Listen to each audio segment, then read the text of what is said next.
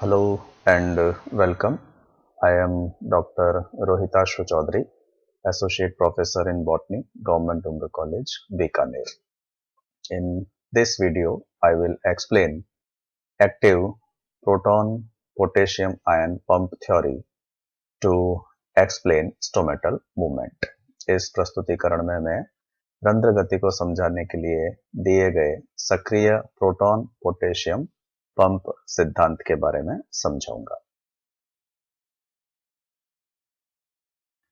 The active proton potassium pump theory is presently the most accepted theory to explain stomatal movement. रंध्र गति को समझाने के लिए अर्थात रंध्रों के खुलने और बंद होने को समझाने के लिए वर्तमान में सबसे मान्य सिद्धांत यही सक्रिय प्रोटॉन पोटेशियम पंप सिद्धांत है. This theory is also known as active potassium transport और पोटेशियम पंप थ्योरी और मॉडर्न थ्योरी और मैलेट स्विच हाइपोथेसिस. इस सिद्धांत को सक्रिय पोटेशियम स्थानांतरण सिद्धांत या पोटेशियम पंप सिद्धांत या आधुनिक सिद्धांत या मैलेट स्विच परिकल्पना के नाम से भी जाना जाता है. Fugino was the first scientist to observe a high potassium concentration in guard cells during stomatal opening.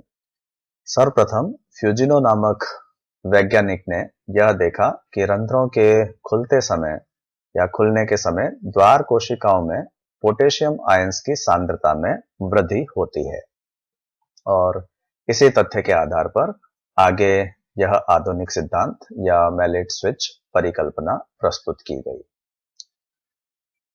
The theory was proposed by Leavitt in 1974 and elaborated by Rushke and Bowling in 1975 and 1976 respectively. यह सिद्धांत अर्थात mallet switch परिकल्पना या सक्रिय potassium स्थानांतरण सिद्धांत Levitt नामक वैज्ञानिक के द्वारा 1974 में प्रस्तुत किया गया और इसका विस्तार से वर्णन रश्के ने 1975 में और बाउलिंग ने 1976 में किया. So first we will discuss opening of stomata in light. सर्वप्रथम हम बात करते हैं प्रकाश में रंध्रों के खुलने के बारे में. According to this theory, starch is converted to phosphoenol pyruvate in light as photosynthesis starts and carbon dioxide concentration decreases causing a rise in pH. इस सिद्धांत के अनुसार द्वार कोशिकाओं में उपस्थित स्टार्च सर्वप्रथम फॉस्फोइनोल पाइरुवेट अर्थात पैप में परिवर्तित होता है प्रकाश की उपस्थिति में और यह क्रिया तब प्रारंभ होती है जब प्रकाश की उपस्थिति में प्रकाश संश्लेषण की क्रिया प्रारंभ हो जाती है और प्रकाश संश्लेषण प्रारंभ होने के कारण कार्बन डाइऑक्साइड की सांद्रता में कमी आती है क्योंकि कार्बन डाइऑक्साइड प्रकाश संश्लेषण की क्रिया में प्रयुक्त होती है और कार्बन डाइऑक्साइड की सांद्रता में कमी आने के कारण पीएच में वृद्धि होती है, पीएच के मान में वृद्धि होती है और इस पीएच के मान में वृद्धि होने पर स्टार्च का परिवर्तन होता है फॉस्फोइनोल पाइरुवेट में या पैप में. Now this PAP reacts with carbon dioxide in presence of ATP to form malic acid in a two-step reaction which is catalyzed by enzyme PAP carboxylase and second enzyme dehydrogenase. Starch से निर्मित होने वाला phosphoenol pyruvate या pipe अब carbon dioxide के साथ क्रिया करता है एटीपी की उपस्थिति में और फॉस्फोइनोल पाइरुवेट के कार्बन डाइऑक्साइड के साथ क्रिया के फलस्वरूप मैलिक अम्ल का निर्माण होता है. यह क्रिया एक दो पदों में पूर्ण होने वाली अभिक्रिया है. दिस स्टेप और this reaction is completed in two steps और यह जो दो पद हैं वह दो एंजाइम्स के द्वारा उत्प्रेरित होते हैं.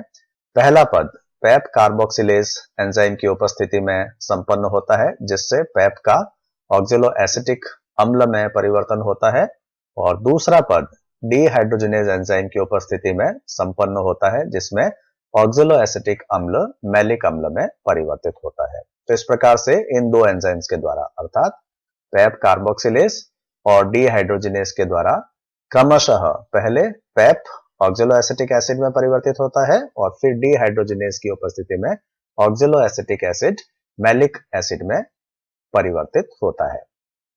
Blue light is more effective in stimulating this step, अर्थात फॉस्फोइनॉल पाइरुवेट से पेप से मैलिक अम्ल के निर्माण को नीले प्रकाश के द्वारा प्रेरित किया जाता है या नीला प्रकाश इस पद को संपन्न करने में तुलनात्मक रूप से अधिक प्रभावी होता है। अर्थात the reaction can be catalysed by both red light and blue light. यह अभिक्रिया लाल रंग के प्रकाश और नीले रंग के प्रकाश दोनों के द्वारा ही उत्प्रेरित की जा सकती है या स्टिमुलेट की जा सकती है, लेकिन नीला प्रकाश लाल प्रकाश की तुलना में इस पद को पूर्ण करने में अधिक दक्ष होता है, अधिक एफिशिएंट होता है या अधिक प्रभावी होता है, इफेक्टिव होता है। The malic acid dissociates into malate anions and protons. तो मैलिक अम्ल के निर्माण के पश्चात इस मैलिक अम्ल का वियोजन हो जाता है मैलेट एनायन में और प्रोटॉन्स में, अर्थात मैलिक अम्ल से मैलेट एनायन और प्रोटॉन्स का निर्माण होता है। The protons formed by dissociation of malic acid are now actively exchanged with potassium ions through an active proton potassium exchange pump. इस प्रकार से मैलिक अम्ल के वियोजन से जो प्रोटॉन्स निर्मित होते हैं, हाइड्रोजन आयंस निर्मित होते हैं, इनका सक्रिय विनिमय होता है पोटेशियम आयंस के साथ और यह हाइड्रोजन आयंस या प्रोटॉन्स और पोटेशियम आयंस का जो सक्रिय विनिमय होता है यह एक पंप के द्वारा होता है जो कि प्लाज्मा मेम्ब्रेन में उपस्थित होता है द्वार कोशिकाओं की। This pump is present on plasma membrane of guard cells. So this pump controls or regulates exchange of protons and potassium ions. यह जो पंप प्लाज्मा झिल्ली पर उपस्थित होता है यही प्रोटॉन्स और पोटेशियम आयंस के विनिमय का नियमन करता है या नियंत्रण करता है या रेगुलेशन करता है। A pump is a system present in plasma membrane which uses ATP to transport ions through it across the membrane. Pump एक ऐसे प्रोटीन या तंत्र को कहा जाता है जो एटीपी की उपस्थिति में प्लाज्मा झिल्ली के आर पार आयनों के विनिमय को प्रेरित करता है या नियंत्रित करता है। अर्थात पंप शब्द तब काम में लिया जाता है जब एटीपी को काम में लेते हुए आयनों का विनिमय या स्थानांतरण झिल्ली के आर पार किया जाता है। This pump therefore requires ATP and also cytokinins. यह पंप एटीपी की उपस्थिति में ही कार्य करता है और साथ ही इसके संचालन के लिए साइटोकाइनिन्स की भी आवश्यकता होती है। The chloroplasts of guard cells produce required ATP by photophosphorylation. तो इस हेतु आवश्यक अर्थात इस पंप के कार्य करने हेतु आवश्यक जो एटीपी होती है यह एटीपी द्वार कोशिकाओं में उपस्थित हरित लवकों के द्वारा उत्पन्न की जाती है फोटोफॉस्फोराइलीकरण की क्रिया के द्वारा, अर्थात प्रकाश संश्लेषण की प्रकाशिक अभिक्रिया के द्वारा, जिसे फोटोफॉस्फोराइलीकरण भी कहा जाता है। इस क्रिया के द्वारा इस पंप के संचालन के लिए आवश्यक एटीपी का निर्माण द्वार कोशिकाओं के हरित लवकों द्वारा किया जाता है। So in this way, the concentration of potassium ions increases and the concentration of hydrogen ions decreases in guard cells.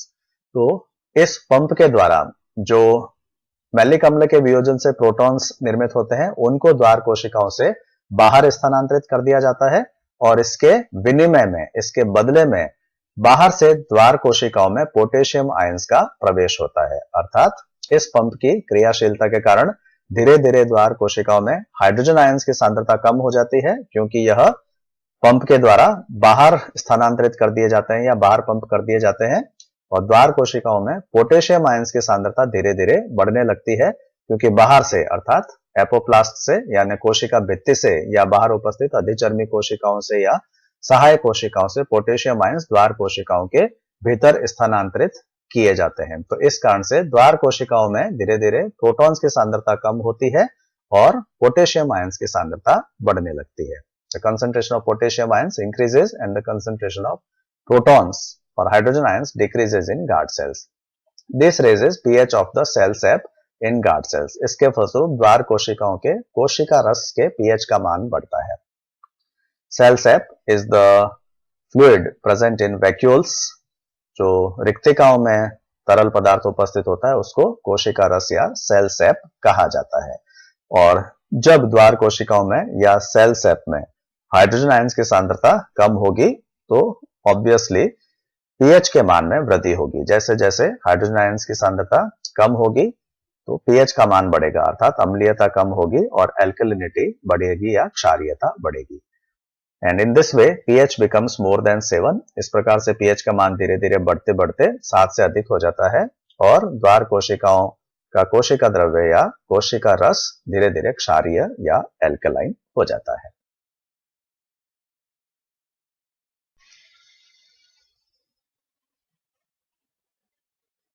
So in this figure, mechanism of stomatal opening has been explained. इस चित्र में रंध्र खुलने की क्रियाविधि को प्रदर्शित किया गया है। This is a guard cell. यह एक द्वार कोशिका है। In guard cells, as we know, starch is present. द्वार कोशिकाओं में स्टार्च उपस्थित होता है, जैसा कि हम पूर्व में अध्ययन कर चुके हैं। यह स्टार्च द्वार कोशिकाओं में पैप में परिवर्तित हो जाता है ग्लाइकोलाइसिस की क्रिया के द्वारा। This starch is converted into PEP by the process of glycolysis. Glycolysis is initial step of respiration. Glycolysis श्वसन की प्रारंभिक क्रिया है जिसके द्वारा स्टार्च से पैप का निर्माण किया जा सकता है। इसके बारे में विस्तार से आप श्वसन के अध्ययन के दौरान पढ़ेंगे। You will learn about this process when you will study respiration. The phosphoenol pyruvic acid can also be formed by glucose, which is formed by photosynthesis in guard cell chloroplast. साथ ही इस पैप का निर्माण द्वार कोशिकाओं के हरित लवक में प्रकाश संश्लेषण से निर्मित होने वाले ग्लूकोज के द्वारा भी किया जा सकता है। This PEP now combines with carbon dioxide to form oxaloacetic acid and this reaction is catalyzed by enzyme PEP carboxylase. यह PEP अब कार्बन डाइऑक्साइड के साथ मिलकर PEP carboxylase नामक एंजाइम की उपस्थिति में oxaloacetic अम्ल का निर्माण करता है। This oxaloacetic acid is converted into malic acid in presence of a dehydrogenase enzyme.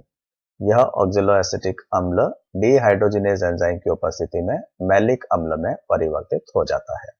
So in this way PEP is converted into malic acid in a two step reaction. इस प्रकार से एक द्विपदीय अभिक्रिया के द्वारा फॉस्फोइनोल पायरुविक अम्ल से मैलिक अम्ल का निर्माण हो जाता है। This malic acid now dissociates into protons and malate anions. यह मैलिक अम्ल अब प्रोटॉन्स अर्थात हाइड्रोजन आयंस और मैलेट एनायंस में वियोजित हो जाता है। तो मैलिक अम्ल के वियोजन से प्रोटॉन्स का निर्माण होता है और मैलेट एनायंस का निर्माण होता है। This is the active proton potassium pump which is situated in plasma membrane of guard cell. यह सक्रिय पोटेशियम आयन स्थानांतरण पंप है जो द्वार कोशिकाओं की कोशिका झिल्ली में उपस्थित होता है।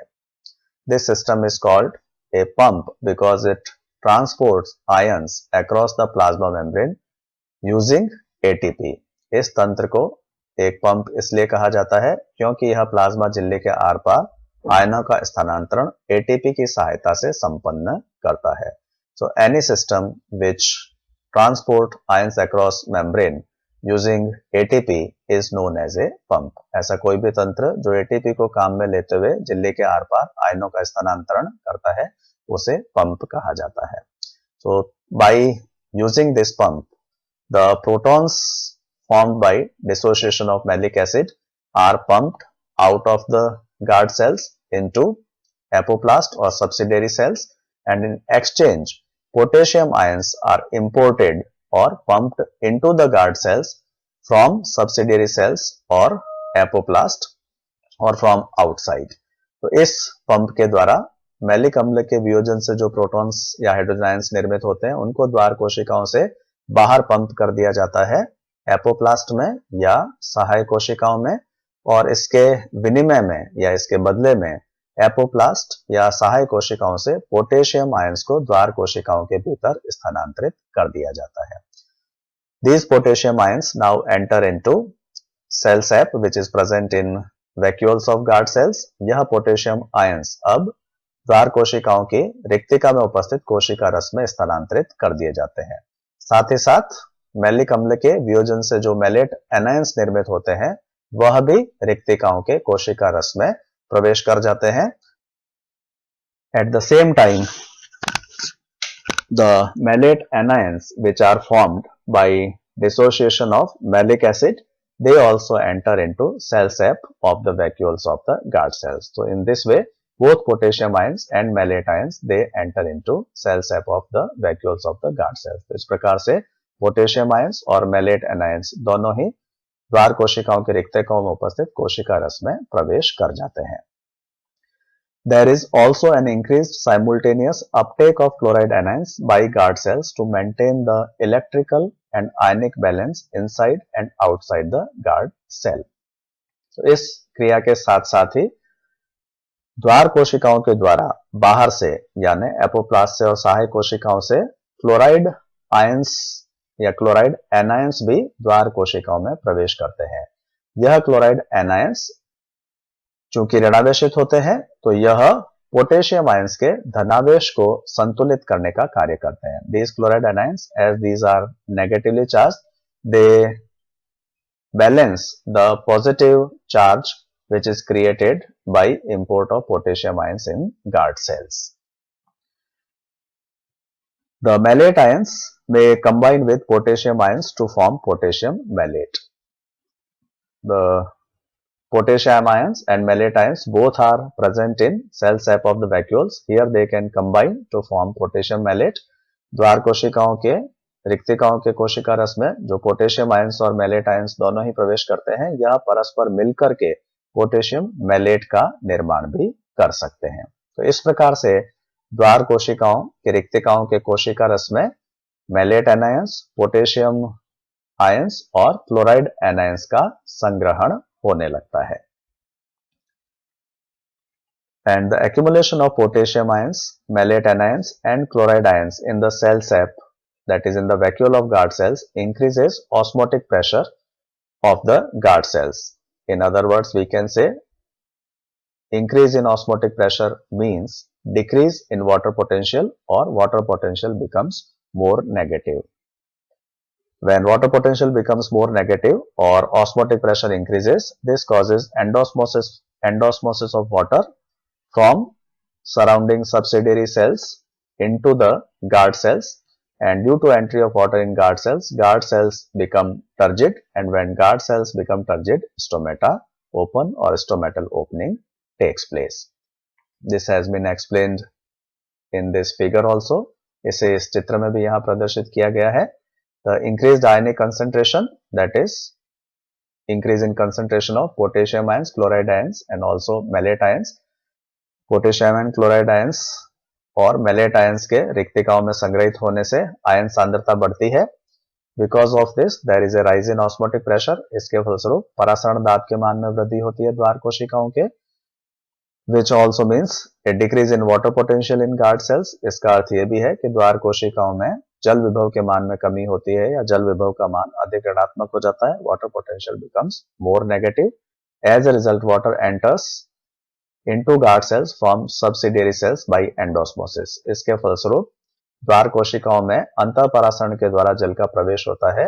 यह जल सहायक कोशिकाओं से द्वार कोशिकाओं में प्रवेश करता है। द्वार कोशिकाओं में जल के इस प्रवेश के कारण द्वार कोशिकाएं स्फीत हो जाती हैं। Guard cells become turgid, and when guard cells become turgid, stomata open. और जब द्वार कोशिकाएं स्फीत हो जाती हैं तो रंध्र खुल जाते हैं।